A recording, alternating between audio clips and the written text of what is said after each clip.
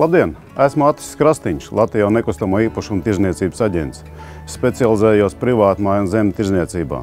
Šodien piedāvāšu sarunu par privātmājas iegādi un ar to saistītiem jautājumiem. Viena no svarīgākajām lietām, kas būtu jāņem vērā savas dzīvesvietas izvēlē, ir tās atrašanās vieta. Ir jāsaprot, cik optimāli labā attālumā tas atradīsies no darba, no skolas, bērndārziem, veikals, sabiedriskais transports, poliklīnika. Tas ir svarīgi dēļ tā, ka ceļā pavadītais laiks varbūt viņš varētu tikt izmantots krietni savādāk un labāk.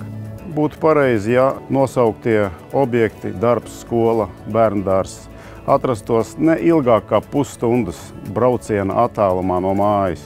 Sākotnēji vajadzētu saprast, cik liela māja jūsu ģimenei ir nepieciešama. Tas ir atkarīgs no ģimenes locekļu skaita un no prasībām. Te būtu jāskatās uz mājas kvadrātmetriem, mājas stāvplānu un piemājas zemes lielumu. Tad, kad būs izvēlēta piemērot mājas atrašanās vieta, tad jāsāk noskatīt mājas platība, zemes platība un visu beigās, cik tad tas viss maksās. Mājas platība būtu jāizvēlās ciešā saistībā ar ģimenes lielumu.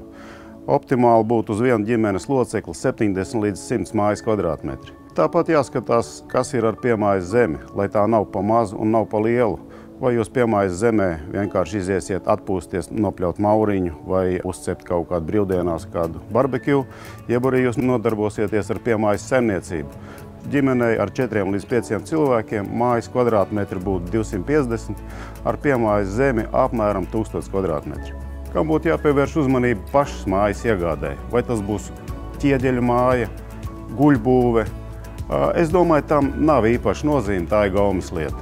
Vairāk jāpievērš uzmanība mājas tehniskām lietām un komunikācijām. Ir daudz no svara, kādas komunikācijas mājai pievienotas. Gāze, elektrība, ūdens, kanalizācija. Optimālā variantā mājai būtu jābūt elektrībai un gāzei. Ūdeni un kanalizāciju var uztaisīt savu vietējām vajadzībām izmantojamu. No tā nevajag baidīties, jo tas ir eksploatācijā krietni lētāks izmaksas.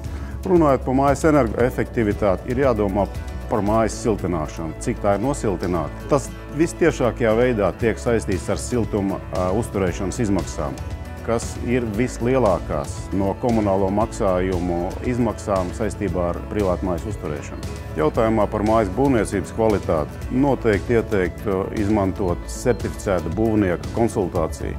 Tāpēc, ka viņš noteikti norādīs uz plusiem vai trūkumiem, kas varētu būt jūsu nākamajā mājoklī, ko laicīgi varētu novērst.